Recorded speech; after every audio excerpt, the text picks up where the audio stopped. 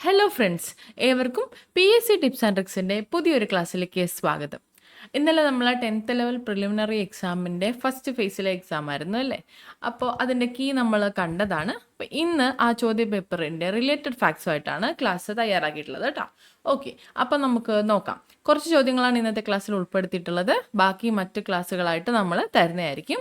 നോക്കാം. ഒന്നാമത്തെ ചോദ്യം: കുറിച്യ ലഹളയുമായി ബന്ധപ്പെട്ട ശരിയായ പ്രസ്താവനകൾ ഏത്? ഓപ്ഷൻ 1, 1812 കുറിച്യ ലഹള ഉണ്ടായത്. 1812 കുറിച്യ ലഹള ഉണ്ടായത് ശരിയായിട്ടുള്ള പ്രസ്താവനയാണ്. വയനാട് ജില്ലയിലെ കുറുമ്പ വിഭാഗത്തിൽപ്പെട്ടവരാണ് കേട്ടോ. കുറിച്യ കലാപത്തിന്റെ പ്രധാന കാരണം ഗോത്രവർഗക്കാരായ കുറിച്യരുടെയും കുറുമ്പരുടെയും മേൽ ബ്രിട്ടീഷുകാർ ഏർപ്പെടുത്തിയ നികുതിയാണ് കേട്ടോ. അപ്പോൾ ഈ ഒരു സ്റ്റേറ്റ്മെന്റ് തെറ്റാനായിട്ടുള്ള കാരണം മനസ്സിലായല്ലോ. ചെറിയൊരു മിസ്റ്റേക്കേ ഉള്ളൂ. അത് ശ്രദ്ധിച്ചു കഴിഞ്ഞാൽ നമുക്ക് ആൻസർ ചെയ്യാനായിട്ട് പറ്റുള്ളൂ. നല്ലൊരു ശ്രദ്ധ കൊടുത്തു കഴിഞ്ഞാൽ കറക്റ്റായിട്ട് നമുക്ക് ആൻസർ കണ്ടെത്താനായിട്ടും പറ്റും. ഇനിയുള്ള ഫേസുകളിലും ഇതുപോലെയുള്ള ചോദ്യങ്ങൾ പ്രതീക്ഷിക്കണം കേട്ടോ. ഓക്കെ, അപ്പോൾ ഈ സ്റ്റേറ്റ്മെന്റ് തെറ്റാണ്. അടുത്തത്: പ്രധാന നേതാവ് രാമനമ്പി ആയിരുന്നു. ശരിയായിട്ടുള്ള പ്രസ്താവനയാണ്. ബ്രിട്ടീഷ് ഈസ്റ്റ് ഇന്ത്യ കമ്പനി മലബാറിൽ നടപ്പിലാക്കിയ ജനവിരുദ്ധ നികുതി നയങ്ങൾക്കെതിരെ നടത്തിയ ലഹളയാണ് കുറിച്യ ലഹള. അപ്പോൾ 1, 3, 4 എന്നതാണ് ശരി. ഓപ്ഷൻ സി ആണ് നമ്മുടെ ആൻസർ. നോക്കാം. 2012 വയനാടിലാണ് കുറിച്യ ലഹള നടന്നത്. 2012 വയനാട്ടിൽ കുറിച്യ ലഹള നടന്നത്. കുറിച്യ കലാപത്തിന്റെ പ്രധാന കാരണം എന്താണ്? നമ്മളിപ്പോൾ പറഞ്ഞതേ ഉള്ളൂ. ഗോത്രവർഗക്കാരായ കുറുമ്പരുടെയും കുറിച്യരുടെയും മേൽ ബ്രിട്ടീഷ് നികുതി ഏർപ്പെടുത്തിയതാണെന്ന്. ഓക്കെ, നികുതി ഏർപ്പെടുത്തിയ ബ്രിട്ടീഷ് ഉദ്യോഗസ്ഥൻ ആരാണ്? അതാണ് തോമസ് വാർഡൻ. നികുതി ഏർപ്പെടുത്തിയ ബ്രിട്ടീഷ് ഉദ്യോഗസ്ഥനാണ് തോമസ് വാർഡൻ. കുറിച്യ ലഹളയുടെ നേതാവാണ് രാമനമ്പി. കുറിച്യ ലഹളയുടെ നേതാവ് രാമനമ്പി. ബ്രിട്ടീഷ് സൈന്യം രാമനമ്പിയെ പിടികൂടി വധിച്ചത് 1812 മെയ് 1 1812 മെയ് 1.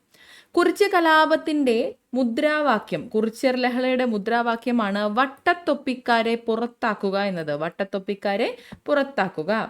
ബ്രിട്ടീഷുകാർ കുറിച്യ ലഹള അടിച്ചമർത്തിയത് 1812 മെയ് 8 1812 മെയ് 8 കുറിച്യ ലഹള അടിച്ചമർത്തിയത്.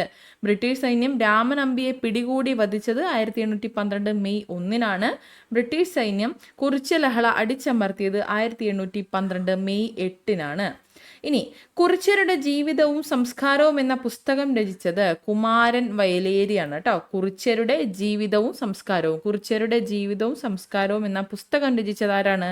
കുമാരൻ വയലേരി. ഇനി ഒരു മാസം കൂടി പിടിച്ചു നിൽക്കാൻ കലാപകാരികൾക്ക് കഴിയുമായിരുന്നുവെങ്കിൽ രാജ്യം അവരുടെ നിയന്ത്രണത്തിലായേനെ എന്ന് കുറിച്യ കലാപത്തെക്കുറിച്ച് അഭിപ്രായപ്പെട്ടത് TH ബേബാർ ആണ്. TH ബേബാർ. ഒരു മാസം കൂടി പിടിച്ചു നിൽക്കാൻ കലാപകാരികൾക്ക് കഴിയുമായിരുന്നുവെങ്കിൽ രാജ്യം അവരുടെ നിയന്ത്രണത്തിലായേനെ എന്ന് കുറിച്യ കലാപത്തെക്കുറിച്ച് അഭിപ്രായപ്പെട്ടത് TH ബേബാർ ആണ്. Okay, TH ബേബാർ. ഇനി ഇപ്പം നമ്മൾ പറഞ്ഞു വട്ടത്തൊപ്പിക്കാരെ പുറത്താക്കുക എന്നത് കുറിച്യ കലാപത്തിന്റെ മുദ്രാവാക്യമാണെന്ന്. അങ്ങനെയാണെങ്കിൽ അമേരിക്കൻ മോഡൽ അറബിക്കടലിൽ എന്ന മുദ്രാവാക്യം ഏത് സമരവുമായി ബന്ധപ്പെട്ടതാണ്? നമുക്കറിയാം, പുന്നപ്ര വയലാർ സമരവുമായി ബന്ധപ്പെട്ട മുദ്രാവാക്യമാണ് അമേരിക്കൻ മോഡൽ അറബിക്കടലിൽ എന്നത്. അമേരിക്കൻ മോഡൽ അറബിക്കടലിൽ എന്നത് ഏത് സമരവുമായി ബന്ധപ്പെട്ടിരിക്കുന്ന മുദ്രാവാക്യമാണ്? പുന്നപ്ര വയലാർ സമരമാണ് കേട്ടോ. ഓക്കെ, അടുത്ത ചോദ്യം: കേരളത്തിലെ ആദ്യത്തെ വനിതാ മാസികയാണ് കേരളീയ സുഗുണബോധിനി. നോക്കാം. 1855 തിരുവനന്തപുരത്താണ് കേരളീയ സുഗുണബോധിനി ആരംഭിച്ചത്. കേരളത്തിലെ ആദ്യത്തെ വനിതാ മാസികയാണ് കേരളീയ സുഗുണബോധിനി. 1885 തിരുവനന്തപുരത്ത് നിന്നാണ് ഈ ഒരു മാസിക ആരംഭിച്ചത്. ഓക്കെ, ഈ ഒരു മാസികയുടെ ലക്ഷ്യം എന്താണ്?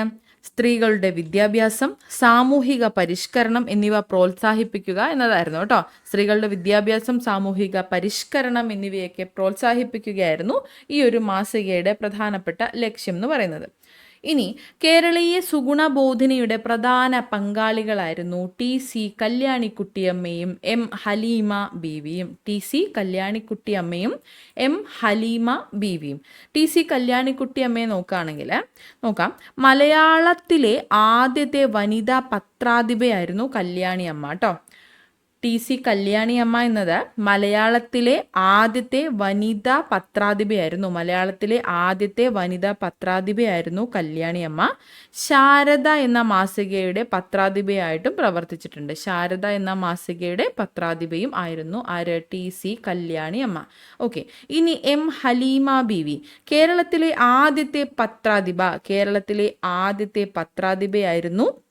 മലയാളത്തിലെ ആദ്യത്തെ പത്രാധിപയായിരുന്നു TC കല്യാണിയമ്മ. ഹലീമ ബീവി കേരളത്തിലെ ആദ്യ പത്രാധിപയായിരുന്നു. ഇനി ആദ്യ വനിതാ മുനിസിപ്പൽ കൗൺസിലർ ആയിരുന്ന പ്രശസ്ത വ്യക്തിയും കൂടിയാണ് ഹലീമ ബീവി കേട്ടോ. കേരളത്തിലെ ആദ്യ പത്രാധിപ അതുപോലെ ആദ്യ വനിതാ മുനിസിപ്പൽ കൗൺസിലർ കൂടിയായിരുന്നു M ഹലീമ ബീവി. കല്യാണിയമ്മയോ? TC കല്യാണിയമ്മ മലയാളത്തിലെ ആദ്യത്തെ വനിതാ പത്രാധിപരായിരുന്നു. ശാരദ എന്ന മാസികയുടെ പത്രാധിപരും കൂടിയായിരുന്നു. ഓക്കെ ആണല്ലോ. അടുത്തത് നമ്മൾ പറഞ്ഞു സ്ത്രീകളെ ലക്ഷ്യമാക്കിയുള്ള ആദ്യത്തെ മാസികയാണ് കേരളീയ സുഗുണബോധിനി 1885. അങ്ങനെയാണെങ്കിൽ മലയാളത്തിലെ ആദ്യത്തെ സാഹിത്യ മാസിക ഏതാണ്? മലയാളത്തിലെ തന്നെ ആദ്യത്തെ സാഹിത്യ മാസികയാണ് 1881 നിലവിൽ വന്ന വിദ്യാവിലാസിനി എന്നത്. വിദ്യാവിലാസിനി മലയാളത്തിലെ ആദ്യത്തെ സാഹിത്യ മാസികയാണ്. വിദ്യാവിലാസിനി 1881 നിലവിൽ വന്നത്. ഓക്കെ. കേരളത്തിലെ ആദ്യത്തെ വനിതാ മാസികയായിട്ടുള്ള കേരള സുഗുണബോധിനി എന്നത് കേരള വലിയ കോയി തമ്പുരാന്റെ സ്ത്രീ വിദ്യാഭ്യാസം എന്ന കവിത രചിച്ചതാരാണ്? കേരള വലിയ കോയി തമ്പുരാൻ. അദ്ദേഹത്തിന്റെ സ്ത്രീ വിദ്യാഭ്യാസം എന്ന കവിത ആമുഖമായി കൊടുത്തുകൊണ്ടാണ് ഈ സുഗുണബോധിനി പ്രസിദ്ധീകരിച്ചിട്ടുള്ളത് കേട്ടോ. അതൊരു പോയിന്റായിട്ട് ഓർത്തിരിക്കുക. കേരള വലിയ കോയി തമ്പുരാന്റെ സ്ത്രീ വിദ്യാഭ്യാസം എന്ന കവിത, ഇതൊരു കവിതയുടെ പേരാണ്. സ്ത്രീ വിദ്യാഭ്യാസം എന്ന കവിതയാണ് സുഗുണബോധിനിയുടെ ആമുഖമായി കൊടുത്തിട്ടുണ്ടായിരുന്നത്. ഓക്കെ. ഇനി രണ്ടാമത്തെ മാസികയാണ് മലയാളത്തിലുള്ള വനിതാ മാസികയായി കണക്കാക്കുന്നത്. ശാരദ എന്ന മാഗസിനാണ്. ശാരദ 1904 നവംബറിൽ തൃപ്പൂണിത്തറയിൽ നിന്ന് സ്ത്രീകൾക്ക് വേണ്ടി ശാരദ എന്ന പേരിൽ തുടങ്ങിയ പ്രസിദ്ധീകരണമാണ് രണ്ടാമത്തെ വനിതാ മാസികയായിട്ട് കണക്കാക്കുന്നത്. ഓക്കെ. K നാരായണ മേനോൻ എന്ന വ്യക്തിയുടെ ഉടമസ്ഥതയിലാണ് ഈ ഒരു പ്രസിദ്ധീകരണം ആരംഭിച്ചിട്ടുള്ളതെന്ന് കൂടി ഓർക്കുക കേട്ടോ. K നാരായണ മേനോൻ എന്ന വ്യക്തിയുടെ ഉടമസ്ഥതയിൽ ആരംഭിച്ച ശാരദ എന്ന മാഗസിനാണ് രണ്ടാമത്തെ വനിതാ മാസികയായിട്ട് കണക്കാക്കുന്നത്. 1904 ആരംഭിച്ചു. എവിടെയാണ്? തൃപ്പൂണിത്തറയിൽ. മാഗസിന്റെ പേര് ശാരദ. ഓക്കെ ആണല്ലോ. അടുത്ത ചോദ്യം നോക്കാം. മൗലിക ചുമതലകളുമായി ബന്ധപ്പെട്ട് താഴെ നൽകിയിരിക്കുന്ന പ്രസ്താവനകളിൽ ശരിയായവ ഏത്? 1950 നിലവിൽ വന്ന ഇന്ത്യൻ ഭരണഘടനയിൽ മൗലിക ചുമതലകളെക്കുറിച്ച് പരാമർശമില്ലായിരുന്നു. ശരിയായിട്ടുള്ള പ്രസ്താവനയാണ്. സ്വരൻ സിംഗ് കമ്മീഷന്റെ ശുപാർശ പ്രകാരമാണ് മൗലിക ചുമതലകൾ കൂട്ടിച്ചേർക്കപ്പെട്ടത്. സർക്കാരിയ കമ്മീഷൻ അല്ല. തെറ്റായിട്ടുള്ള സ്റ്റേറ്റ്മെന്റ് ആണ്. 1976 42 ഭരണഘടനാ ഭേദഗതിയിലൂടെ പൗരന്മാർ അനുവർത്തിക്കേണ്ട 10 ചുമതലകൾ കൂട്ടിച്ചേർത്തു. ശരിയായിട്ടുള്ള പ്രസ്താവനയാണ്. 1ഉം 3ഉം ആണ് ശരി. ഓപ്ഷൻ ബി ആണ് നമ്മുടെ ആൻസർ. ഇന്ത്യൻ ഭരണഘടന നിലവിൽ വരുമ്പോൾ മൗലിക കടമകളെക്കുറിച്ച് ഭരണഘടനയിൽ പ്രതിപാദിച്ചിരുന്നില്ല. 1975 ആഭ്യന്തര അടിയന്തരാവസ്ഥ കാലത്താണ് പൗരന്മാർക്കായുള്ള മൗലിക കർത്തവ്യങ്ങൾ ഇന്ത്യൻ ഭരണഘടനയിൽ ഉൾപ്പെടുത്തുന്നതിനെ കുറിച്ചുള്ള ചർച്ചകൾ സജീവമാകുന്നത്. ഓക്കെ. പിന്നീടാണ് 1976 സ്വരൻ സിംഗ് കമ്മിറ്റി വരുന്നത്. 1976 Indian national Congress party Sardar Swaran സിംഗിന്റെ അധ്യക്ഷതയിൽ രൂപം നൽകിയ കമ്മിറ്റിയാണ് Swaran Singh committee. Okay. Swaran Singh committee 8 മൗലിക കർത്തവ്യങ്ങളാണ് നിർദ്ദേശിച്ചിട്ടുള്ളത് എങ്കിലും 42 42ാം ഭരണഘടനാ ഭേദഗതിയിലൂടെ 10 മൗലിക കർത്തവ്യങ്ങൾ ഉൾപ്പെടുത്തിയിട്ടുണ്ട്. 42ാം ഭരണഘടനാ ഭേദഗതിയിലൂടെ 10 മൗലിക കർത്തവ്യങ്ങൾ ഭരണഘടനയിൽ ഉൾപ്പെടുത്തി. ഇനി മൗലിക കടമകൾ ഇന്ത്യൻ ഭരണഘടനയിൽ ഉൾപ്പെടുത്തിയ വർഷം ചോദിച്ചാൽ ഏത് പറയും? 1976. മൗലിക കടമകൾ ഇന്ത്യൻ ഭരണഘടനയിൽ ഉൾപ്പെടുത്തിയ വർഷം 1976 ആണ്. എന്നാൽ മൗലിക കടമകൾ പ്രാബല്യത്തിൽ വന്നത് അത് 1977 ജനുവരി 3 കേട്ടോ. 1977 ജനുവരി 3 മൗലിക കടമകൾ പ്രാബല്യത്തിൽ വന്നത്. 1976 42ാം ഭരണഘടനാ ഭേദഗതിയിലൂടെ 10 മൗലിക കർത്തവ്യങ്ങളെ ഭരണഘടനയിൽ ഉൾപ്പെടുത്തി എന്ന് നമ്മൾ പറഞ്ഞു. 51ാമത്തെ ആർട്ടിക്കിളിലാണ് കേട്ടോ. 51ാമത്തെ ആർട്ടിക്കിൾ. ആ ഒരു സമയത്തെ പ്രധാനമന്ത്രിയാണ് ഇന്ദിരാഗാന്ധി. ആ സമയത്തെ 42ാം ഭേദഗതി നിലവിൽ വരുന്ന സമയത്തെ ഇന്ത്യൻ പ്രധാനമന്ത്രിയാണ് ഇന്ദിരാഗാന്ധി. പ്രസിഡന്റ് ഫക്കറുദ്ദീൻ അലി അഹമ്മദാണ്. രാഷ്ട്രപതി, പ്രസിഡന്റ് അല്ലെങ്കിൽ രാഷ്ട്രപതി ഫക്കറുദ്ദീൻ അലി അഹമ്മദും ആയിരുന്നു എന്ന് ഓർത്തിരിക്കുക. ഇനി 86ാം ഭേദഗതിയും കൂടി നമുക്ക് നോക്കേണ്ടതായിട്ടുണ്ട്. 2002 86ാം ഭരണഘടനാ ഭേദഗതിയിലൂടെ മൗലിക കടമകളുടെ എണ്ണം 11 മാറിയിട്ടുണ്ട്. നമ്മൾ 42ാം ഭരണഘടനാ ഭേദഗതി പറഞ്ഞപ്പോൾ 10 കടമകളാണ് പറഞ്ഞിട്ടുള്ളത്. 86ാം ഭരണഘടനാ ഭേദഗതിയിലൂടെ 2002 മൗലിക കടമകൾ 11 മാറ്റിയിട്ടുള്ളത്. ഓക്കെ ആണോ? അങ്ങനെ 51A A മുതൽ K വരെ മൗലിക കടമകൾ ഉൾപ്പെടുത്തിയിട്ടുണ്ട്. അങ്ങനെ 11 മൗലിക കടമകൾ ഉണ്ട്. 6 വയസ്സ് മുതൽ 14 വയസ്സ് വരെയുള്ള കുട്ടികളുടെ വിദ്യാഭ്യാസത്തിനുള്ള സാഹചര്യം ഒരുക്കേണ്ടത് രക്ഷിതാക്കളുടെ കടമയാണ് എന്ന് മൗലിക കടമയിൽ ഉൾപ്പെടുത്തിയിട്ടുണ്ട്. ഇതാണ് 11ാമത് വന്നിട്ടുള്ളത്. ഓക്കെ, ആർട്ടിക്കിൾ ഏതാണ്? ആർട്ടിക്കിൾ 51A ആണ്. മൗലിക കടമകളെ കുറിച്ച് പ്രതിപാദിക്കുന്ന ആർട്ടിക്കിൾ ഏതാണ്? ആർട്ടിക്കിൾ 51A ആണ്. ഏത് ഭാഗത്തിലാണ് ഉൾപ്പെടുത്തിയിട്ടുള്ളത് മൗലിക കടമകൾ? ഭാഗം 4A പാർട്ട് 4A മൗലിക കടമകൾ ഉൾപ്പെടുത്തിയിട്ടുള്ളത്. ഇനി മൗലിക കടമകൾ എന്ന ആശയം ഇന്ത്യ കടം കൊണ്ടിട്ടുള്ള രാജ്യം ഏതാണ്? അത് USSR ആണ്. USSRൽ നിന്നാണ് മൗലിക കടമകൾ എന്ന ആശയം ഇന്ത്യ കടം കൊണ്ടിട്ടുള്ളത്. മൗലിക കടമകൾ നടപ്പാക്കുന്നതിനുള്ള നിയമവ്യവസ്ഥകളുടെ നിലനിൽപ്പ് പരിശോധിക്കുന്നതിനായിട്ട് ഒരു കമ്മിറ്റി രൂപീകരിക്കപ്പെട്ടിട്ടുണ്ടായിരുന്നു. അതാണ് justice Varma committee. Justice Varma committee 1998 ഈ ഒരു കമ്മിറ്റി രൂപീകരിക്കപ്പെട്ടത്. എൻ്റെ റിപ്പോർട്ട് സമർപ്പിക്കപ്പെട്ടത് 1999 ആണ്. ഓക്കെ, മൗലിക കടമകൾ നടപ്പിലാക്കുന്നതിനുള്ള നിയമവ്യവസ്ഥകളുടെ നിലനിൽപ്പ് പരിശോധിക്കുന്നതിനായി രൂപീകരിക്കപ്പെട്ട കമ്മിറ്റി ഏതാണ്? Justice Varma committee. ഓർത്തിരിക്കുക. അടുത്ത ചോദ്യം, ഇന്ത്യയുടെ ദേശീയ ഗീതവുമായി ബന്ധപ്പെട്ട് താഴെ തന്നിരിക്കുന്നവയിൽ ശരിയായവ ഏത്? ബങ്കിം ചന്ദ്ര ചാറ്റർജിയാണ് എഴുതിയത്. ബംഗാളി ഭാഷയിലാണ് രചിക്കപ്പെട്ടത്. ദേശീയ ഗാനത്തിനൊപ്പം തുല്യ പദവിയാണ് ദേശീയ ഗീതത്തിനുള്ളത്. ഓക്കെ, അപ്പോൾ ഇതിൽ ഹിന്ദി ഭാഷയിലാണ് എന്ന ഈ ഒരു സ്റ്റേറ്റ്മെന്റ് മാത്രമാണ് തെറ്റ്. മറ്റ് 2 ശരിയാണ്. 1ഉം 3ഉമാണ് ശരി. ഓപ്ഷൻ ഡി ആണ് നമ്മുടെ ആൻസർ. നോക്കാം. വന്ദേ മാതരം ദേശീയ ഗീതം ഏതാണ്? വന്ദേ മാതരമാണ്. ദേശീയ ഗീതം ദേശീയ ഗീതമായിട്ടുള്ള വന്ദേ മാതരം അംഗീകരിച്ചത് എപ്പോഴാണ്? 1950 ജനുവരി 24 1950 ജനുവരി 24. വന്ദേ മാതരം രചിച്ചത് ബങ്കിം ചന്ദ്ര ചാറ്റർജിയാണ്. ബങ്കിം ചന്ദ്ര ചാറ്റർജി. വന്ദേ മാതരം ഏത് രാഗത്തിലാണ് ചിട്ടപ്പെടുത്തിയത്? അത് ദേശ് രാഗത്തിലാണ്. ദേശ് രാഗത്തിലാണ് വന്ദേ മാതരം ചിട്ടപ്പെടുത്തിയിട്ടുള്ളത്. വന്ദേ മാതരം ചിട്ടപ്പെടുത്തിയത് അല്ലെങ്കിൽ വന്ദേ മാതരത്തിന് സംഗീതം നൽകിയത് ആരാണ്? അത് ജഗ്ഗുനാഥ് ഭട്ടാചാര്യയാണ്. ജഗ്ഗുനാഥ് ഭട്ടാചാര്യ. വന്ദേ മാതരത്തിന് സംഗീതം നൽകിയത് ജഗ്ഗുനാഥ് ഭട്ടാചാര്യയാണ്. വന്ദേ മാതരം എടുത്തിട്ടുള്ള നോവൽ ഏതാണ്? വന്ദേ മാതരം എടുത്തിട്ടുള്ള നോവൽ ആനന്ദമഠമാണ്. ആനന്ദമഠം. ബങ്കിം ചന്ദ്ര ചാറ്റർജിയുടെ ഏത് നോവലിൽ നിന്നാണ് വന്ദേ മാതരം എടുത്തിട്ടുള്ളത്? അത് ആനന്ദമഠമാണ്, ആനന്ദമഠം. ഇനി ആനന്ദമഠം ഇംഗ്ലീഷിലേക്ക് മൊഴിമാറ്റം നടത്തിയത് ആരാണ്? അതാണ് നരേഷ് ചന്ദ്ര ഗുപ്ത എന്ന വ്യക്തി. നരേഷ് ചന്ദ്ര ഗുപ്തയാണ് ആനന്ദമഠം ഇംഗ്ലീഷിലേക്ക് മൊഴിമാറ്റം നടത്തിയത്. ദി ആബേ ഓഫ് ബ്ലിസ് എന്ന പേരിലാണ് ഇദ്ദേഹം ആ ഒരു മൊഴിമാറ്റം നടത്തിയിട്ടുള്ളത് കേട്ടോ. The Abe of bliss. ഇനി വന്ദേ മാതരം ഏത് ഭാഷയിലാണ് രചിച്ചത്? ഇതാണ് നമുക്ക് തെറ്റിച്ചു തന്ന സ്റ്റേറ്റ്മെന്റ് അല്ലേ. വന്ദേ മാതരം ബംഗാളി ഭാഷയിലാണ് രചിച്ചിട്ടുള്ളതെന്ന് ഓർക്കുക കേട്ടോ. വന്ദേ മാതരം ബംഗാളി ഭാഷയിലാണ് രചിച്ചിട്ടുള്ളത്. അടുത്തത്,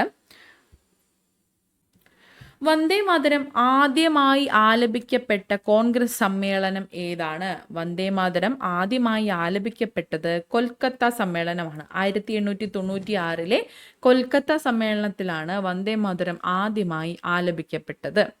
വന്ദേ മാതരം ഇംഗ്ലീഷിലേക്ക് തർജ്ജമ ചെയ്തതാരാണ്? വന്ദേ മാതരം ഇംഗ്ലീഷിലേക്ക് തർജ്ജമ ചെയ്ത വ്യക്തിയാണ് അരവിന്ദ ഘോഷ്. അരവിന്ദ ഘോഷ്.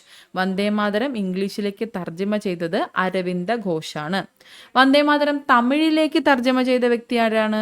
അത് സുബ്രഹ്മണ്യ ഭാരതിയാണെന്ന് കൂടി ഓർത്തിരിക്കുക കേട്ടോ. വന്ദേ മാതരം തമിഴിലേക്ക് തർജ്ജമ ചെയ്ത വ്യക്തി സുബ്രഹ്മണ്യ ഭാരതിയും വന്ദേ മാതരം ഇംഗ്ലീഷിലേക്ക് തർജ്ജമ ചെയ്ത വ്യക്തി അരവിന്ദ ഘോഷുമാണെന്ന് ഓർത്തിരിക്കുക.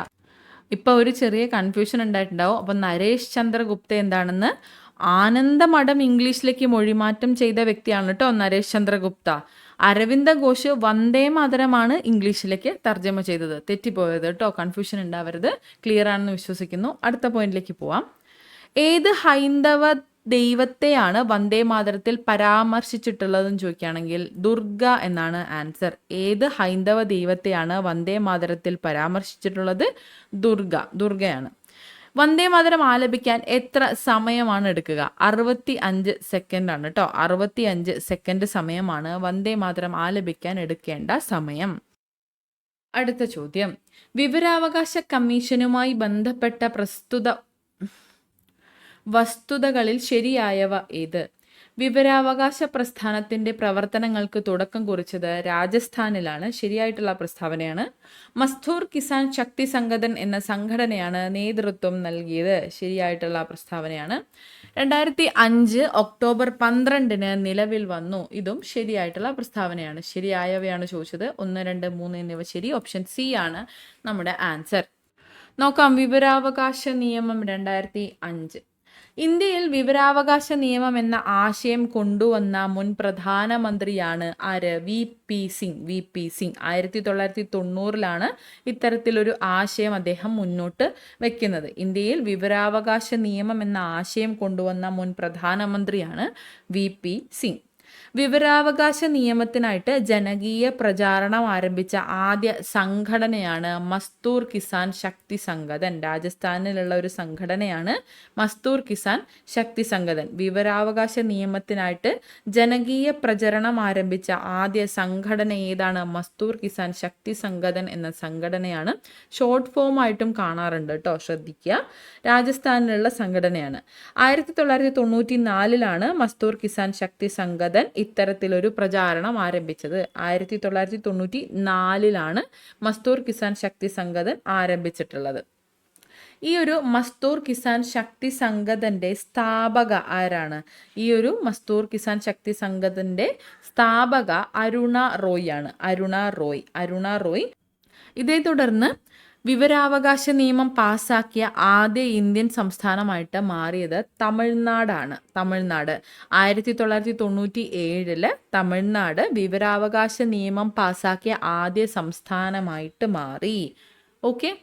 എന്നാൽ നമ്മുടെ രാജ്യത്തൊട്ടാകെ വിവരാവകാശ നിയമം നിലവിൽ വന്നത് 2005 ഒക്ടോബർ 12 2005 ഒക്ടോബർ 12 വിവരാവകാശ നിയമം ഇന്ത്യയിൽ നിലവിൽ വന്നത്. ഇന്ത്യയിൽ വിവരാവകാശ നിയമം 2005 പാസ്സാക്കുന്ന സമയത്തെ പ്രധാനമന്ത്രി ആരായിരുന്നു? മൻമോഹൻ സിംഗ് ആണ്. മൻമോഹൻ സിംഗ്. ആ സമയത്തെ രാഷ്ട്രപതി ആരാണ്? അത് APJ അബ്ദുൽ കലാം സാറുമായിരുന്നു കേട്ടോ.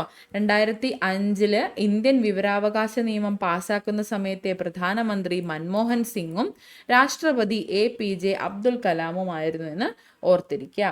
ഇനി ലോകത്തിൽ ആദ്യമായി വിവരാവകാശ നിയമം പാസാക്കിയ രാജ്യം ഏതാണ്?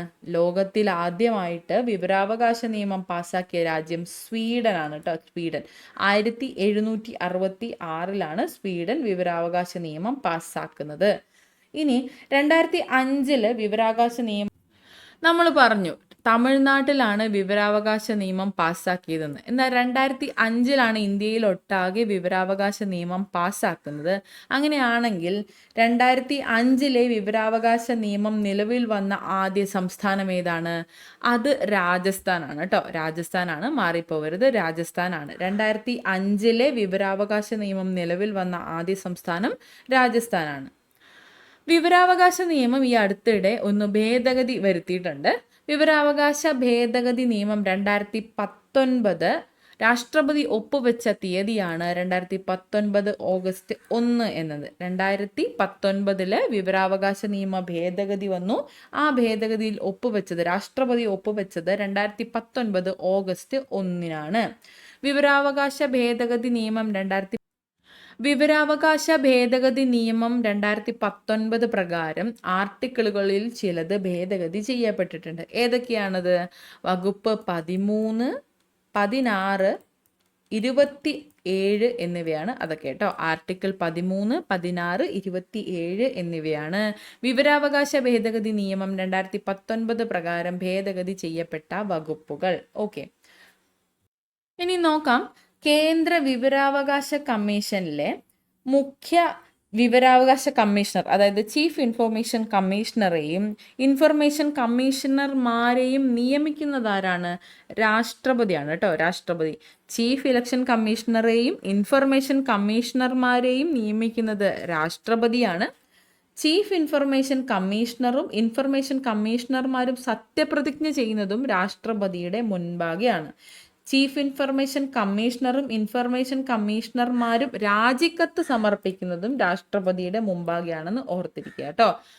എന്തൊക്കെയാണ് നിയമിക്കുന്നത്? ചീഫ് ഇൻഫർമേഷൻ കമ്മീഷണറെയും ഇൻഫർമേഷൻ കമ്മീഷണർമാരെയും നിയമിക്കുന്നത് രാഷ്ട്രപതിയാണ്. സത്യപ്രതിജ്ഞ ചെയ്യുന്നത് രാഷ്ട്രപതിയുടെ മുൻപാകെയാണ്. രാജിക്കത്ത് സമർപ്പിക്കേണ്ടതും രാഷ്ട്രപതിക്കാണ്. ഓക്കെ, അതെല്ലാം തന്നെ രാഷ്ട്രപതിയാണ്. ഇനി ഇതിൻ്റെ ഈ ഒരു കേന്ദ്ര വിവരാവകാശ കമ്മീഷന്റെ ആസ്ഥാനം എവിടെയാണ്? കേന്ദ്ര വിവരാവകാശ കമ്മീഷന്റെ ആസ്ഥാനം CIC ഭവനാണ്. CIC ഭവനാണ്, സെൻട്രൽ വിജിലൻസ് CIC ഭവനാണ്. CIC ഭവൻ ന്യൂഡൽഹിയാണ്. പഴയ ആസ്ഥാനം ആഗസ്റ്റ് ക്രാന്തി ഭവനാണ്. പഴയ ആസ്ഥാനമാണ് ആഗസ്റ്റ് ക്രാന്തി ഭവൻ. നിലവിലേത് CIC ഭവനാണ്, ന്യൂഡൽഹി. നമ്മൾ കേന്ദ്രത്തിലെ വിവരാവകാശ കമ്മീഷന്റെ കാര്യം പറഞ്ഞു. അങ്ങനെയാണെങ്കിൽ കേരള സംസ്ഥാന വിവരാവകാശ കമ്മീഷൻ നിലവിൽ വന്നത് എപ്പോഴാണ്? 2005 ഡിസംബർ 19 കേരള സംസ്ഥാന വിവരാവകാശ കമ്മീഷൻ നിലവിൽ വന്നത് 2005 ഡിസംബർ 19 വിവരാവകാശ കമ്മീഷന്റെ ആസ്ഥാനം തിരുവനന്തപുരത്തുമാണ്. കേരള സംസ്ഥാന വിവരാവകാശ കമ്മീഷന്റെ ആസ്ഥാനം തിരുവനന്തപുരം ജില്ലയിലാണെന്ന് കൂടി ഓർത്തിരിക്കുക. അടുത്ത ചോദ്യം. ഇന്ത്യൻ ഭരണഘടന 25 മുതൽ 28 വരെയുള്ള വകുപ്പുകളിൽ ഉറപ്പു നൽകുന്ന മതസ്വാതന്ത്ര്യത്തിൽ പെടാത്തത് ഏത് എന്നാണ് ചോദിച്ചിട്ടുള്ളത്.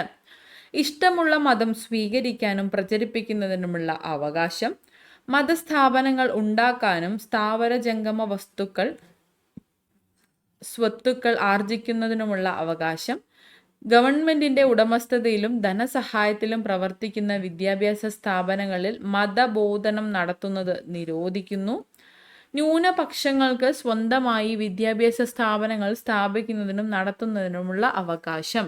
ഈ ഒരു സ്റ്റേറ്റ്മെന്റ് ആണ് തെറ്റായിട്ടുള്ളത്. 4ാമത്തെ സ്റ്റേറ്റ്മെന്റ് ആണ് തെറ്റായിട്ടുള്ളത്. എന്തുകൊണ്ടാണത് തെറ്റിയിട്ടുള്ളത്? നമ്മളോട് ചോദിച്ചിട്ടുള്ളത് ഇന്ത്യൻ ഭരണഘടനയിൽ 25 മുതൽ 28 വരെ വകുപ്പുകളിൽ ഉറപ്പു നൽകുന്ന മതസ്വാതന്ത്ര്യമാണ്. ഈ ഒരു സ്റ്റേറ്റ്മെന്റ് 4ാമത്തെ സ്റ്റേറ്റ്മെന്റ് തെറ്റല്ല, പക്ഷേ അത് പറഞ്ഞിട്ടുള്ളത് 25 മുതൽ 28 വരെയുള്ള ആർട്ടിക്കിളിലല്ല. അതാണ് കേട്ടോ. നിങ്ങളിത് കേട്ടിട്ടുണ്ടാവും. അപ്പോൾ അത് തെറ്റാൻ വഴിയില്ലല്ലോ എന്ന് എപ്പോഴെങ്കിലും ചിന്തിച്ചിട്ടുണ്ടാവും. അപ്പോൾ അതുകൊണ്ടാണ് തെറ്റിയിട്ടുണ്ടാവുക. പരീക്ഷയുടെ ടെൻഷനിൽ അങ്ങനെ സംഭവിക്കാം. ഇനിയുള്ള പരീക്ഷകളിൽ ശ്രദ്ധിച്ചിരിക്കുക. ഓക്കെ, നോക്കാം. മതസ്വാതന്ത്ര്യത്തിനുള്ള അവകാശമാണ് ആർട്ടിക്കിൾ 25 മുതൽ 28 വരെ ഉള്ള ആർട്ടിക്കിളുകൾ കൊണ്ട് ഉദ്ദേശിക്കുന്നത് കേട്ടോ. അപ്പോൾ ഒന്നാമതായിട്ട് സ്വതന്ത്രമായി ഏത് മതത്തിലും വിശ്വസിക്കുന്നതിനും ആചരിക്കുന്നതിനും പ്രചരിപ്പിക്കുന്നതിനും പഠിപ്പിക്കുന്നതിനുമുള്ള സ്വാതന്ത്ര്യം ഭരണഘടന ഉറപ്പു നൽകുന്നുണ്ട്.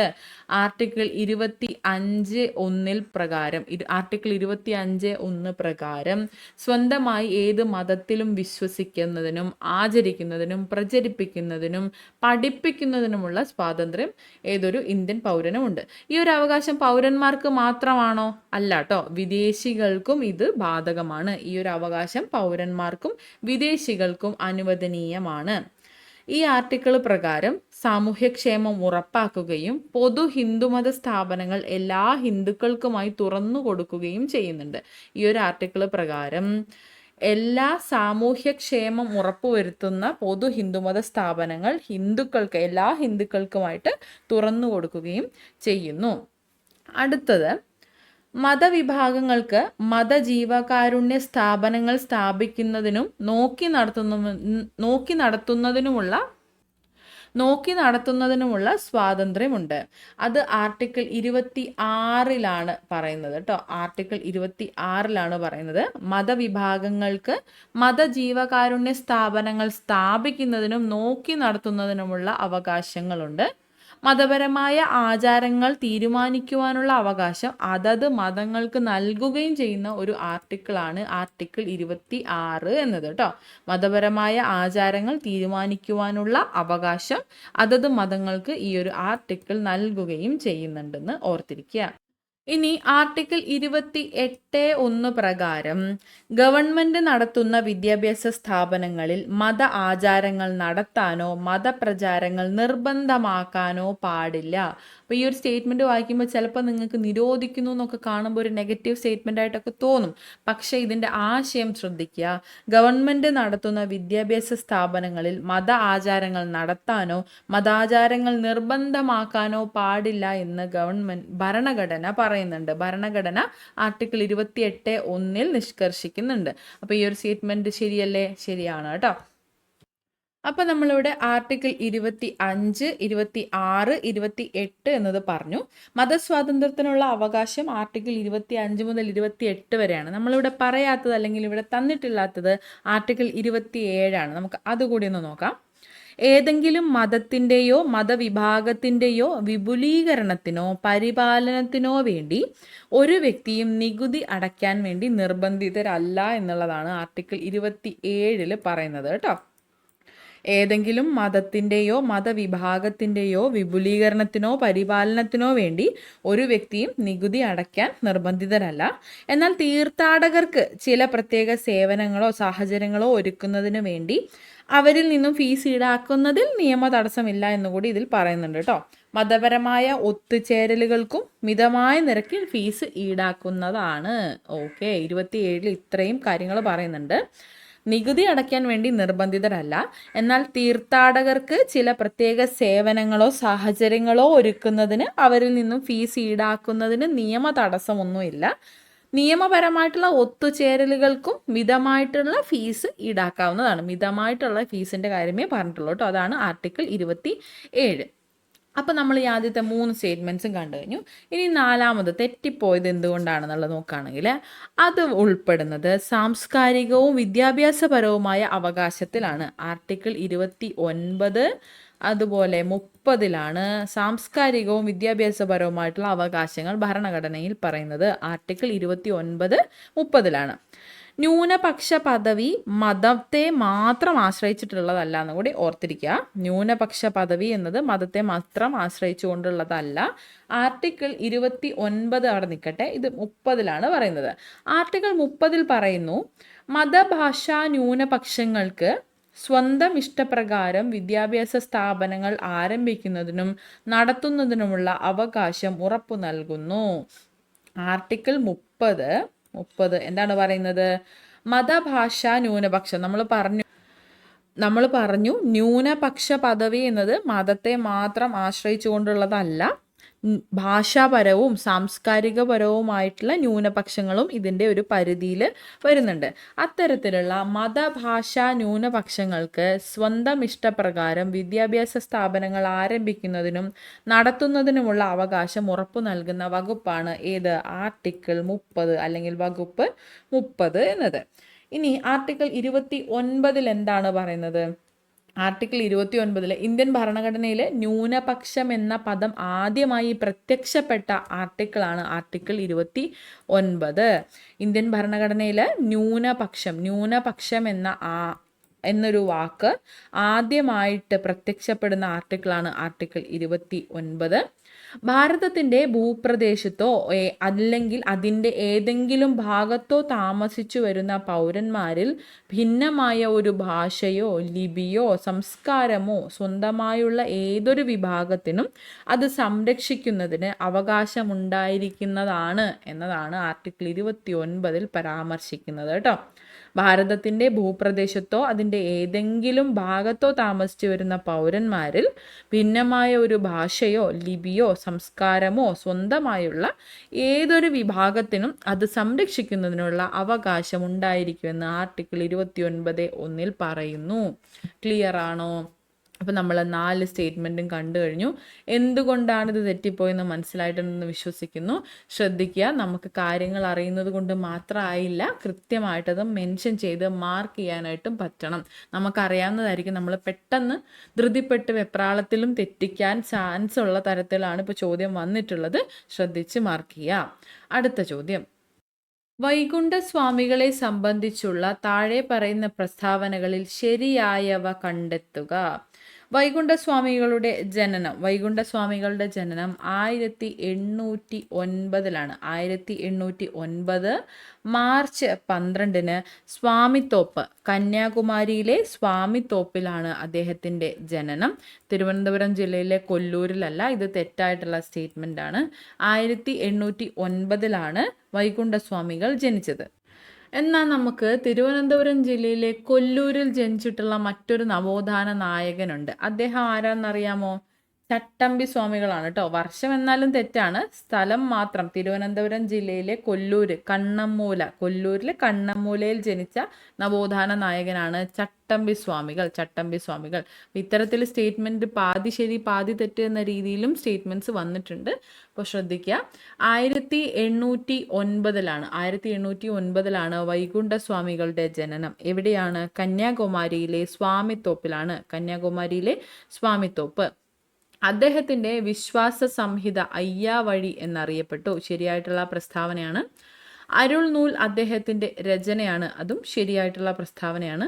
കണ്ണാടി പ്രതിഷ്ഠ നടത്തി, ശരിയായിട്ടുള്ള പ്രസ്താവനയാണ്. ചിലർ ചോദിച്ചു കണ്ടു, ശ്രീനാരായണ ഗുരു അല്ലേ കണ്ണാടി പ്രതിഷ്ഠ നടത്തിയതെന്ന്. അദ്ദേഹവും കണ്ണാടി പ്രതിഷ്ഠ നടത്തിയിട്ടുണ്ട്.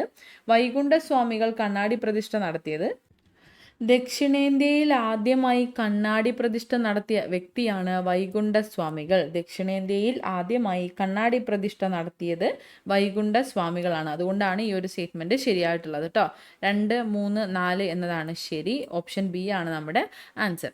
നമ്മൾ പറഞ്ഞു 1809 മാർച്ച് 12 കന്യാകുമാരിയിലെ സ്വാമിത്തോപ്പിലാണ് വൈകുണ്ഠസ്വാമികൾ ജനിച്ചത്. 1809 മാർച്ച് 12 അദ്ദേഹം ജനിച്ചത്. കുട്ടിക്കാലത്ത് വൈകുണ്ഠസ്വാമികൾ അറിയപ്പെട്ടിരുന്ന പേരാണ് മുടിചൂടും പെരുമാൾ എന്നത് കുട്ടിക്കാലത്ത് വൈകുണ്ഠസ്വാമികൾ അറിയപ്പെട്ടിരുന്ന നാമമാണ്. മേൽജാതിക്കാരുടെ എതിർപ്പിനെ തുടർന്ന് പേര് മുത്തുക്കുട്ടി എന്നാക്കി മാറ്റുകയും പിന്നീട് വൈകുണ്ഠസ്വാമികൾ എന്ന പേര് സ്വീകരിക്കുകയുമാണ് ചെയ്തത് കേട്ടോ. കുട്ടിക്കാലത്ത് ഇദ്ദേഹത്തിൻ്റെ പേര് മുടിചൂടും പെരുമാൾ എന്നായിരുന്നു. മേൽജാതിക്കാരുടെ എതിർപ്പിനെ തുടർന്ന് അതിനുശേഷം മുത്തുക്കുട്ടി എന്ന് പേര് മാറ്റി പിന്നീടാണ് വൈകുണ്ഠസ്വാമികൾ എന്ന പേര് അദ്ദേഹം സ്വീകരിക്കുന്നത്. ഇനി കേരളത്തിലെ സാമൂഹ്യ പരിഷ്കർത്താക്കളിൽ ആദ്യത്തെ ആള് എന്നറിയപ്പെടുന്നതും വൈകുണ്ഠസ്വാമികളാണെന്ന് ഓർത്തിരിക്കുക. കുട്ടിക്കാലത്ത് വൈകുണ്ഠസ്വാമികളെ സ്വാധീനിച്ച ഒരു ഗ്രന്ഥമുണ്ട്, അതാണ് തിരുക്കുറൽ. കുട്ടിക്കാലത്ത് വൈകുണ്ഠസ്വാമികളെ സ്വാധീനിച്ച ഗ്രന്ഥമാണ് തിരുക്കുറൽ. വൈകുണ്ഠസ്വാമികൾ ധ്യാനത്തിനായി തിരഞ്ഞെടുക്കുന്ന സ്ഥലമാണ് സ്വാമിത്തോപ്പ് എന്നത് വൈകുണ്ഠസ്വാമികൾ ധ്യാനത്തിനായിട്ട് തിരഞ്ഞെടുക്കുന്ന സ്ഥലമാണ്. വൈകുണ്ഠസ്വാമികൾ കണ്ണാടി പ്രതിഷ്ഠ നടത്തി നമ്മൾ പറഞ്ഞു. ദക്ഷിണേന്ത്യയിൽ ആദ്യമായി കണ്ണാടി പ്രതിഷ്ഠ നടത്തിയ വ്യക്തി വൈകുണ്ഠസ്വാമികളാണ്. ഊഴിയം, വിരുത് തുടങ്ങിയ ജന്മി സമ്പ്രദായങ്ങൾ അവസാനിപ്പിക്കാൻ വൈകുണ്ഠസ്വാമികൾ നിവേദനം സമർപ്പിച്ച തിരുവിതാംകൂർ രാജാവാണ് സ്വാതി തിരുനാൾ. ഊഴിയം, വിരുത് തുടങ്ങിയവ എന്താണ്? അത് ജന്മിത്ത സമ്പ്രദായങ്ങളാണ്. അത് അവസാനിപ്പിക്കുന്നതിനായിട്ട് വൈകുണ്ഠസ്വാമികൾ തിരുവിതാംകൂർ രാജാവായിരുന്ന സ്വാതി തിരുനാളിന് നിവേദനം സമർപ്പിക്കുകയുണ്ടായി. രാജാധികാരത്തെ എതിർത്ത നേതാവാരാണ്? രാജാധികാരത്തെ എതിർത്ത സാമൂഹ്യ പരിഷ്കർത്താവ് ആര് എന്ന് ചോദിച്ചാലും വൈകുണ്ഠ സ്വാമികളാണ്. വേല ചെയ്താൽ കൂലി കിട്ടണം, വേല ചെയ്താൽ കൂലി കിട്ടണം എന്ന മുദ്രാവാക്യം ഉയർത്തിയ സാമൂഹ്യ പരിഷ്കർത്താവും വൈകുണ്ഠ സ്വാമികളാണ്. വേല ചെയ്താൽ കൂലി കിട്ടണം, വേല ചെയ്താൽ കൂലി കിട്ടണം. വൈകുണ്ഠസ്വാമികളെ അറസ്റ്റ് ചെയ്ത് 110 ദിവസം വൈകുണ്ഠസ്വാമികളെ അറസ്റ്റ് ചെയ്ത് 110 ദിവസം ശിങ്കാരത്തോപ്പ് ജയിലിൽ അടയ്ക്കുകയുണ്ടായി. ആരാണ്? തിരുവിതാംകൂർ രാജാവായിരുന്ന സ്വാതി തിരുനാളാണ് കേട്ടോ. വൈകുണ്ഠസ്വാമികളെ അറസ്റ്റ് ചെയ്ത് 110 ദിവസം ജയിലിൽ അടച്ച തിരുവിതാംകൂർ രാജാവാണ് സ്വാതി തിരുനാൾ. ജയിൽ ഏതാണ്? ശിങ്കാരത്തോപ്പാണ് കേട്ടോ. ശിങ്കാരത്തോപ്പ് ജയിലിലാണ്. അദ്ദേഹം ജയിൽ മോചിതനായ വർഷം 1839 ആണ്. 1839 വൈകുണ്ഠസ്വാമികൾ ജയിൽ മോചിതനാകുന്നത്. സ്വാതി തിരുനാളിന്റെ ഗുരുവായിരുന്ന തൈക്കാടയ്യയുടെ നിർദ്ദേശപ്രകാരം സ്വാതി തിരുനാൾ വൈകുണ്ഠസ്വാമികളെ മോചിതനാക്കുകയായിരുന്നു കേട്ടോ. സ്വാതി തിരുനാളിന്റെ ഗുരുവായിരുന്ന തൈക്കാടയ്യ, ഈ തൈക്കാടയ്യ വൈകുണ്ഠസ്വാമികളുടെ ശിഷ്യനായിരുന്നു, പ്രധാന ശിഷ്യനായിരുന്നു കേട്ടോ. വൈകുണ്ഠസ്വാമികളുടെ ശിഷ്യനായിരുന്ന തൈക്കാടയ്യ സ്വാതി തിരുനാളിന്റെ ഗുരുവായിരുന്നു. ഇദ്ദേഹത്തിന്റെ നിർദ്ദേശപ്രകാരമാണ് സ്വാതി തിരുനാൾ വൈകുണ്ഠസ്വാമികളെ ജയിൽ മോചിതനാക്കുന്നത് 1839. ശുചീന്ദ്രം ക്ഷേത്രത്തിലെ രഥത്തിന്റെ കയർ തന്റെ സഹപ്രവർത്തകരുമായി ചേർന്ന് പരസ്യമായി വലിച്ച് ആചാര ലംഘനം നടത്തിയ സാമൂഹ്യ പരിഷ്കർത്താവാണ് വൈകുണ്ഠസ്വാമികൾ. ഓക്കെ, അദ്ദേഹം ആരംഭിച്ചിട്ടുള്ള അല്ലെങ്കിൽ തുടക്കം കുറിച്ചിട്ടുള്ള നവോത്ഥാന പ്രസ്ഥാനമാണ് സമത്വ സമാജം എന്നത്.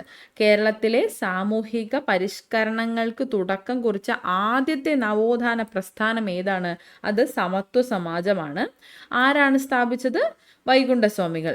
ആരംഭിച്ച വർഷം 1836. സമത്വ സമാജം എന്നാണ് ആരംഭിച്ചത്? 1836. വൈകുണ്ഠസ്വാമികളുടെ പ്രധാന ശിഷ്യനാണ് തൈക്കാടയ്യ എന്ന് നമ്മൾ പറഞ്ഞു. അടുത്തത്, വൈകുണ്ഠസ്വാമികളുടെ പ്രധാന കൃതികൾ ഏതൊക്കെയാണ്? വൈകുണ്ഠസ്വാമികളുടെ പ്രധാന കൃതികളാണ് അഖിലത്തിരുട്ടും അരുൾനൂലും. അഖിലത്തിരുട്ട്, അരുൾനൂൽ എന്നീ കൃതികൾ ചിട്ടപ്പെടുത്തിയ വൈകുണ്ഠസ്വാമികളുടെ ഒരു ശിഷ്യനുണ്ട്. അതാണ് ഹരിഗോപാലൻ എന്ന അദ്ദേഹത്തിന്റെ ശിഷ്യനാണ് ഈ 2 പുസ്തകങ്ങളും ചിട്ടപ്പെടുത്തിയിട്ടുള്ളത് കേട്ടോ. ഹരിഗോപാലൻ. ഇനി ജാതി ഒന്ന്, മതമൊന്ന്, കുലമൊന്ന്, ദൈവമൊന്ന്, ലോകമൊന്ന്, മനുഷ്യന് എന്ന വചനം, മഹത്തായിട്ടുള്ള വചനം ലോകത്തിന് നൽകിയതാരാണ്? അത് വൈകുണ്ഠസ്വാമികളാണെന്ന് കൂടി ഓർത്തിരിക്കുക. ജാതിയൊന്ന്, മതമൊന്ന്, കുലമൊന്ന്, ദൈവമൊന്ന്, ലോകമൊന്ന്, മനുഷ്യന് എന്ന മഹത്തായ വചനം ലോകത്തിന് നൽകിയത് വൈകുണ്ഠസ്വാമികളാണ്. വൈകുണ്ഠസ്വാമികൾ ആരംഭിച്ച ആരാധനാലയങ്ങൾ അറിയപ്പെടുന്ന പേരാണ് നിഴൽത്താങ്കൾ. വൈകുണ്ഠസ്വാമികൾ ആരംഭിച്ച ആരാധനാലയങ്ങളാണ് നിഴൽത്താങ്കൾ എന്ന പേരിൽ അറിയപ്പെടുന്നത്. വൈകുണ്ഠസ്വാമികൾ മുന്നോട്ട് വെച്ച ദാർശനിക ചിന്താ പദ്ധതിയാണ് അയ്യാവഴി എന്നത് കേട്ടോ. അയ്യാവഴി എന്നത് എന്താണ്? വൈകുണ്ഠസ്വാമികൾ മുന്നോട്ട് വെച്ച ദാർശനിക ചിന്താ പദ്ധതിയാണ്. നമ്മൾ നേരത്തെ പറഞ്ഞു അദ്ദേഹത്തിന്റെ കൃതികളെന്ന്, അഖിലത്തിരുട്ടും അരുൾനൂലും. ഈ 2 കൃതികളും മുന്നോട്ട് വയ്ക്കുന്ന ആശയവും അയ്യാവഴി തന്നെയാണ് കേട്ടോ.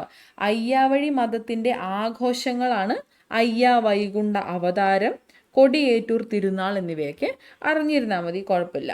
അയ്യാവഴി മതത്തിന്റെ പുണ്യസ്ഥലം എന്നറിയപ്പെടുന്നത് ദച്ചന്തനമാണ്. തിരുച്ചെന്തൂരുള്ള ദച്ചന്തനം. അയ്യാവഴി മതത്തിന്റെ പുണ്യസ്ഥലം എന്നറിയപ്പെടുന്നത് തിരുച്ചെന്തൂരിലുള്ള ദച്ചന്തനമാണ്.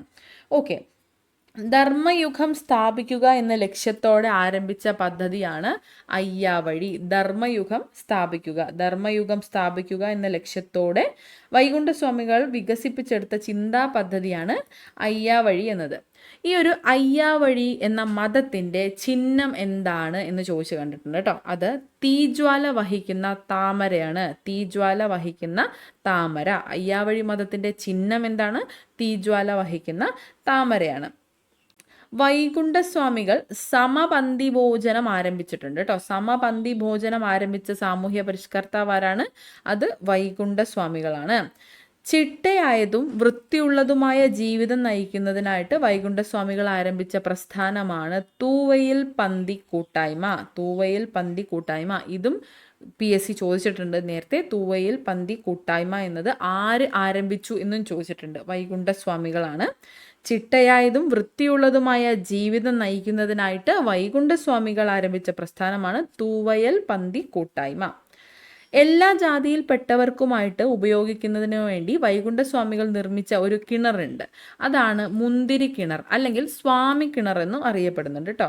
എല്ലാ ജാതിയിൽപ്പെട്ടവർക്കുമായി ഉപയോഗിക്കുന്നതിനായിട്ട് വൈകുണ്ഠസ്വാമികൾ നിർമ്മിച്ച കിണറാണ് മുന്തിരി കിണർ അല്ലെങ്കിൽ സ്വാമി കിണർ. ഈ മുന്തിരി കിണർ അല്ലെങ്കിൽ സ്വാമി കിണർ എവിടെയാണ് സ്ഥിതി ചെയ്യുന്നത്? അത് സ്വാമിത്തോപ്പിലാണ് കേട്ടോ. കന്യാകുമാരിയിലെ സ്വാമിത്തോപ്പ്. വൈകുണ്ഠസ്വാമികൾ സമ്പൂർണ്ണ ഗുരുദേവൻ എന്ന പേരിലും കൂടി അറിയപ്പെടുന്നുണ്ട് കേട്ടോ. സമ്പൂർണ്ണ ഗുരുദേവൻ എന്ന പേരിൽ അറിയപ്പെടുന്ന സാമൂഹ്യ പരിഷ്കർത്താവാരാണ്? വൈകുണ്ഠസ്വാമികൾ. മഹാവിഷ്ണുവിൻ്റെ അവതാരമെന്ന് സ്വയം വിശേഷിപ്പിച്ച നവോത്ഥാന നായകനും വൈകുണ്ഠസ്വാമികളാണ്. തിരുവിതാംകൂറിലെ രാജാവിനെ വൈകുണ്ഠസ്വാമികൾ എന്താണ് വിശേഷിപ്പിച്ചത്?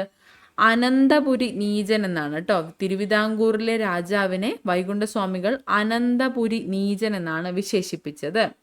ബ്രിട്ടീഷുകാരുടെ ഭരണത്തെ വൈകുണ്ഠസ്വാമികൾ എപ്രകാരമാണ് വിശേഷിപ്പിച്ചത്? വെണ്ണീജ ഭരണം എന്നാണ്. വെണ്ണീജ ഭരണം എന്ന് ബ്രിട്ടീഷുകാരുടെ ഭരണത്തെ വിശേഷിപ്പിച്ചതാരാണ്? വൈകുണ്ഠസ്വാമികളാണ്. ഇനി വൈകുണ്ഠസ്വാമികൾ തിരുവിതാംകൂറിലെ ഭരണത്തെ വിശേഷിപ്പിച്ച പേരാണിത്. കരിനീജ ഭരണം.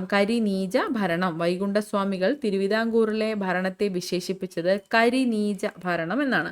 നമ്മളിവിടെ ഒരു പോയിന്റ് കൂടി പറയാൻ ബാക്കിയുണ്ട്. നിലവിളി സമരം 2014 കേട്ടോ. 2014 വൈകുണ്ഠസ്വാമികളുടെ ജന്മദിനമായി മാർച്ച് 12 പൊതു അവധിയാക്കുക എന്ന ആവശ്യവുമായി ബന്ധപ്പെട്ട് വൈകുണ്ഠസ്വാമി ധർമ്മ പ്രചാരണ സഭ നടത്തിയ സമരമാണ് നിലവിളി സമരം. വൈകുണ്ഠസ്വാമികളുടെ ജന്മദിനമായിട്ടുള്ള മാർച്ച് 12 പൊതു അവധിയാക്കുക എന്ന ആവശ്യവുമായി ബന്ധപ്പെട്ട് വൈകുണ്ഠസ്വാമി ധർമ്മ പ്രചാരണ സഭ നടത്തിയ സമരമാണ് നിലവിളി സമരം. 2014 കേട്ടോ. അടുത്ത ചോദ്യം നോക്കാം. കൊച്ചി മെട്രോയുമായി ബന്ധപ്പെട്ട താഴെ കൊടുത്ത പ്രസ്താവനകളിൽ ശരിയായത് ഏതാണ്? കൊച്ചി മെട്രോ ഉദ്ഘാടനം ചെയ്യപ്പെട്ടത് 2017 ജൂൺ 17 ശരിയായിട്ടുള്ള പ്രസ്താവനയാണ്. KMRL ആണ് ഇതിൻ്റെ പ്രവർത്തന ചുമതല വഹിക്കുന്നത്. ശരിയാണ്. കൊച്ചി മെട്രോയുടെ അനുബന്ധ ജലപാത പദ്ധതിയാണ് കൊച്ചി വാട്ടർ മെട്രോ എന്നത്. കൊച്ചി മെട്രോയുടെ അനുബന്ധ ജലപാത പദ്ധതിയാണ്. ഇന്ത്യയിലെ 8ാമത്തെ മെട്രോ റെയിൽവേ ആണ് കൊച്ചി മെട്രോ. 8 കേട്ടോ, 18 അപ്പോൾ അതുകൊണ്ടാണ് ഈ ഒരു സ്റ്റേറ്റ്മെന്റ് തെറ്റിയിട്ടുള്ളത്. ഓപ്ഷൻ 1, 2, 3 എന്നിവയാണ് ശരി. ഓപ്ഷൻ സി ആണ് നമ്മുടെ ആൻസർ വരുന്നത്. നോക്കാം കൊച്ചി മെട്രോയെ കുറിച്ച്. ഇന്ത്യയിലെ 8ാമത്തെ മെട്രോയാണ് കൊച്ചി മെട്രോ. കേരളത്തിലെ ആദ്യ മെട്രോ റെയിലും കൊച്ചി മെട്രോയാണ് കേട്ടോ. കേരളത്തിലെ ആദ്യ മെട്രോ റെയിലും കൊച്ചി മെട്രോയാണ്. കൊമറ്റ് എന്ന പേരിൽ അറിയപ്പെടുന്നതും കൊച്ചി മെട്രോയാണ്. കൊമറ്റ് അല്ലെങ്കിൽ K3C എന്ന പേരിൽ അറിയപ്പെടുന്നതും കൊച്ചി മെട്രോയാണ്. പിന്നെ നമ്മൾ ആ സ്റ്റേറ്റ്മെന്റിൽ കണ്ടു കൊച്ചി മെട്രോ KMRL ആണ് ഇതിൻ്റെ പ്രവർത്തന ചുമതല വഹിക്കുന്നത് എന്ന്. KMRL എന്താണ്? കൊച്ചി മെട്രോ റെയിൽ ലിമിറ്റഡ് ആണ് കേട്ടോ. കൊച്ചി മെട്രോ റെയിൽ ലിമിറ്റഡ് ആണ് KMRL. ഇതിൻ്റെ പ്രവർത്തന ചുമതല വഹിക്കുന്നത് കൊച്ചി മെട്രോ റെയിൽ ലിമിറ്റഡ് ആണ്, KMRL ആണ്. എന്നാണ് ഇത് രൂപീകരിച്ചത്? KMRL രൂപീകരിച്ച വർഷം 2011 2011 KMRL രൂപീകരിച്ചത്. കൊച്ചി മെട്രോ ലൈൻ്റെ ദൈർഘ്യം എത്രയാണ്? മൊത്തം 24 സ്റ്റേഷനാണ് കൊച്ചി മെട്രോ റെയിലിനുള്ളത്. ആലുവ മുതൽ SN ജംഗ്ഷൻ വരെയാണ് കൊച്ചി മെട്രോ ഉള്ളത്. കൊച്ചി മെട്രോയുടെ പ്രൊജക്ട് ഡയറക്ടർ ആരാണ്? ഇ ശ്രീധരനാണ്. ഇ ശ്രീധരൻ. കൊച്ചി മെട്രോയുടെ പ്രൊജക്ട് ഡയറക്ടർ ഇ ശ്രീധരനാണ്. കൊച്ചി മെട്രോയുടെ ആദ്യ മാനേജിംഗ് ഡയറക്ടറാണ് ഏലിയാസ് ജോർജ്. കൊച്ചി മെട്രോയുടെ ആദ്യ മാനേജിംഗ് ഡയറക്ടറാണ് ഏലിയാസ് ജോർജ്. കൊച്ചി മെട്രോയുടെ നിർമ്മാണ പ്രവർത്തനങ്ങൾക്ക് അനുമതി ലഭിച്ച വർഷമാണ് 2012. കൊച്ചി മെട്രോയുടെ നിർമ്മാണങ്ങൾക്ക് അനുമതി ലഭിച്ച വർഷമാണ് 2012. കൊച്ചി മെട്രോയുടെ തറക്കല്ലിടിയിൽ നടന്നതും 2012ലാണ്. 2012 സെപ്റ്റംബർ 13-നാണ് കൊച്ചി മെട്രോയുടെ തറക്കല്ലിടൽ പരിപാടി നടന്നിട്ടുള്ളത്. ആ സമയത്തെ കൊച്ചി മെട്രോ തറക്കല്ലിടൽ പരിപാടി ഔദ്യോഗികമായി നടക്കുന്ന സമയത്തെ പ്രധാനമന്ത്രിയായിരുന്നു മൻമോഹൻ സിംഗ്. എന്നാൽ കൊച്ചി മെട്രോ ഔദ്യോഗികമായി ഉദ്ഘാടനം ചെയ്തത് 2017 ജൂൺ 17-നാണ്. നമ്മൾ സ്റ്റേറ്റ്മെന്റിൽ കണ്ടു. കൊച്ചി മെട്രോ ഉദ്ഘാടനം ചെയ്യപ്പെട്ടത് 2017 ജൂൺ 17-നാണ്. ആ സമയത്തെ പ്രധാനമന്ത്രി നരേന്ദ്രമോദിയാണ്. ഭിന്നലിംഗക്കാർക്ക് തൊഴിൽ നൽകിയ ആദ്യ കമ്പനിയാണ് കൊച്ചി മെട്രോ. ഭിന്നലിംഗക്കാർക്ക് തൊഴിൽ നൽകിയ ആദ്യ കമ്പനിയാണ് കൊച്ചി മെട്രോ. ഈ കൊച്ചി മെട്രോയുടെ നിർമ്മാണ പ്രവർത്തനങ്ങൾക്ക് നേതൃത്വം നൽകിയത് ഡൽഹി മെട്രോ റെയിൽ കോർപ്പറേഷൻ ആണ് കേട്ടോ. Delhi metro rail corporation. Kochi മെട്രോയുടെ കോച്ചുകൾ നിർമ്മിച്ചത് ഫ്രഞ്ച് കമ്പനിയായിട്ടുള്ള ആൽസ്റ്റോം ആണ്. കൊച്ചി മെട്രോയുടെ കോച്ചുകൾ നിർമ്മിച്ചിട്ടുള്ള ഫ്രഞ്ച് കമ്പനിയാണ് കേട്ടോ. കൊച്ചി മെട്രോ ട്രെയിനിന്റെ ഹെഡ്ലൈറ്റ് രൂപകൽപ്പന ചെയ്തിരിക്കുന്നത് ഏത് ആകൃതിയിലാണ്? കൊച്ചി മെട്രോയുടെ ഹെഡ്ലൈറ്റ് രൂപകൽപ്പന ചെയ്തിട്ടുള്ളത് ആനക്കൊമ്പിന്റെ ആകൃതിയിലാണ് കേട്ടോ. ആനക്കൊമ്പിന്റെ ആകൃതിയിൽ. ഇനി കേരളത്തിലെ ആദ്യ മെട്രോ പോലീസ് സ്റ്റേഷൻ നിലവിൽ വന്നതും കൊച്ചി മെട്രോയിലാണ്. കേരളത്തിലെ ആദ്യ മെട്രോ പോലീസ് സ്റ്റേഷൻ നിലവിൽ വന്നത് കൊച്ചി മെട്രോയിലാണ്. ഇന്ത്യയിലെ ആദ്യ integrated multi model transport system, അതായത് സംയോജിത ഗതാഗത പദ്ധതി കൊണ്ടുവന്നതും കൊച്ചി മെട്രോയാണ്. ഇന്ത്യയിലെ ആദ്യത്തെ സംയോജിത ഗതാഗത പദ്ധതി ഏതാണ്? അതും കൊച്ചി മെട്രോയാണ്. ജലഗതാഗതത്തെ മെട്രോയുമായി ബന്ധിപ്പിക്കുന്ന ഇന്ത്യയിലെ ആദ്യത്തെ മെട്രോയും കൊച്ചി മെട്രോയാണ്. നമ്മളോട് ചോദിച്ചിട്ടുണ്ടായിരുന്നു. കൊച്ചി മെട്രോയുടെ അനുബന്ധ ജലപാത പദ്ധതിയാണ് കൊച്ചി വാട്ടർ മെട്രോ എന്നത്. ജലഗതാഗതത്തെ മെട്രോയുമായി ബന്ധിപ്പിക്കുന്ന ഇന്ത്യയിലെ തന്നെ ആദ്യത്തെ മെട്രോയും കൊച്ചി മെട്രോയാണെന്ന് ഓർത്തിരിക്കുക കേട്ടോ. അടുത്തത്, ഇന്ത്യയിൽ ആദ്യമായി ഡോർമെട്രി അക്കോമഡേഷൻ സംവിധാനം കൊണ്ടുവന്ന മെട്രോ ഏതാണ്? അതും കൊച്ചി മെട്രോ തന്നെയാണ്. ഇന്ത്യയിൽ ആദ്യമായി ഡോർമെട്രി അക്കോമഡേഷൻ സംവിധാനം കൊണ്ടുവന്ന മെട്രോയും കൊച്ചി മെട്രോയാണെന്ന് ഓർത്തിരിക്കുക. അപ്പം ഇത്രയും കാര്യങ്ങൾ ക്ലിയർ ആണല്ലോ. ഇത്രയാണ് ഇന്നത്തെ ക്ലാസ്സിൽ നമ്മൾ ഉൾപ്പെടുത്തിയിട്ടുള്ളത്. ബാക്കിയുള്ള ചോദ്യങ്ങളും അവയുടെ അനുബന്ധ വിവരങ്ങളുമായിട്ട് അടുത്ത ക്ലാസ്സിൽ വരുന്നതായിരിക്കും. എല്ലാവരും പഠനം നന്നായിട്ട് മുന്നോട്ട് കൊണ്ടുപോവുക. Thank you so much.